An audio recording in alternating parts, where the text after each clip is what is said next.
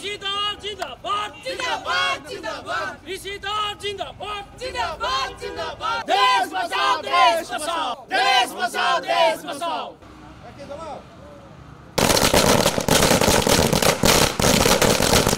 মানে আমাৰ আনন্দৰ উল্লাস নাই আজি আমি ইমান দিল্লীৰ পৰা যেতিয়া আমি গম পালো ইমিডিয়েট আমাৰ গোটেই ডিস্ট্ৰিক্টলৈ আহিল খবৰ যে ঋষিৰাজ কণ্ডিল ডাঙৰীয়া আমাৰ আম আদমি পাৰ্টিৰ পৰা প্ৰাৰ্থিত্ব পাবলৈ সক্ষম হৈছে আৰু লগতে আমাৰ গুৱাহাটী আৰু ডিব্ৰুগড়ৰ এই দুটা সিটৰ আমাৰ কনফাৰ্ম বুলি আমি গম পালোঁ লগে লগে আমাৰ যিমান সমষ্টি 9টা সমষ্টিৰ পৰা আমাৰ যিমানখিনি কৰ্মী আহি উপস্থিত আমি ইয়াত আজি বোম ফুটাই আজি আনন্দ উল্লাস কৰিছোঁ বিৰাট ফূৰ্তি লাগিছে মানে ক'ব নোৱাৰোঁ যে বিজেপিৰ এগেইনষ্টে যিহেতু আমি আমাৰ ঋষিৰাজ কণ্ডিলক আমি জয় কৰামেই এইটো 100% আমি খাটাং বুলি ক'ব পাৰোঁ আমি আজি এতিয়া আগতে তেজপুৰ লোকসভা আছিলে এতিয়া শোণিতপুৰ লোকসভা হ'ল কনফাৰ্ম ইণ্ডিয়া এলায়েন্সৰ পৰাই কনফাৰ্ম এইটো ভিতৰুৱা বহু কথা আছে বহুতে এইবিলাক কথা নাজানে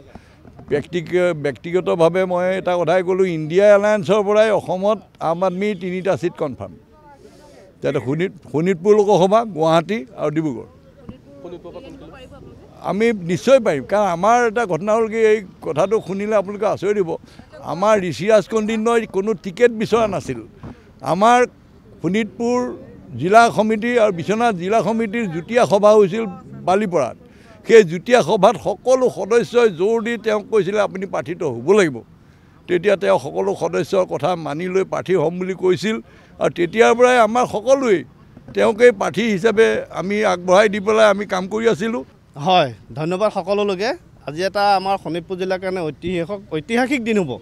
কিয়নো অসমত প্ৰথমবাৰৰ বাবে আম আদমি পাৰ্টিয়ে নিৰ্বাচন খেলিবলৈ ওলাইছে গতিকে প্ৰথমতে মই আপোনাৰ খবৰ পৰাও আপোনালোকে যেনেধৰণে পাৰে আমাক সহায় সহযোগ কৰিব বুলি আশাবাদী এতিয়া কথাটো হ'ল কি আজি আম আদমি পাৰ্টিৰ সন্মানীয় ৰাষ্ট্ৰীয় আহ্বায়ক অৰবিন্দ কেজৰিৱালে তেখেতে আমাক আজি অসমৰ যি 14খন আসন আছে এই 14খন আসনৰ যিহেতু অসমত ৰাষ্ট্ৰীয় যিটো মিত্ৰ জোটবন্ধন আছে তাৰে আধাৰত অসমতো আমাৰ মিত্ৰ জোটবন্ধন হৈছে যিসমূহ বিৰোধী দল আছে গতিকে অসমত যিহেতু 14খন লোকসভা আসন আছে তাৰে আমাৰ 3খন আজি ডিক্লেয়াৰেশ্যন দিছে আমাৰ আম আদমি পাৰ্টিৰ ফালৰ পৰা আৰু বাকী 11খন আমাৰ উমৈহতীয়া ঐক্য মঞ্চক তেখেতসকলে নিৰ্ণয় কৰিব কৈছে এতিয়া ভাল কথা হ'ল যে আজি আমাক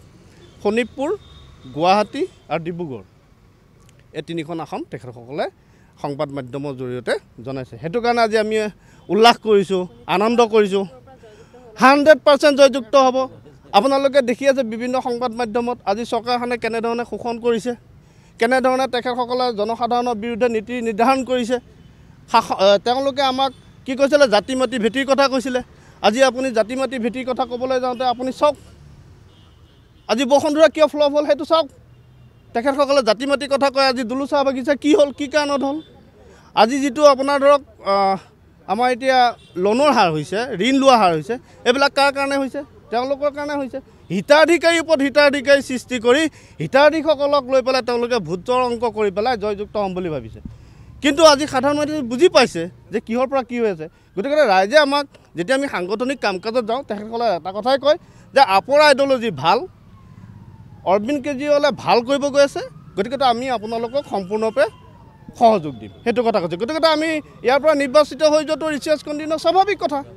গতিকে এই তেখেতো যোগাযোগ হেৰি হ'বৰ কাৰণে আপোনালোকৰ পৰা মই সহায় সাৰথি বিচাৰিছোঁ কিন্তু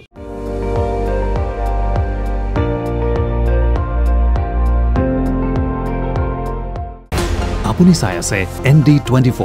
সৰ্বশ্ৰেষ্ঠ নহয় সৰ্বোত্তমৰ দৌৰ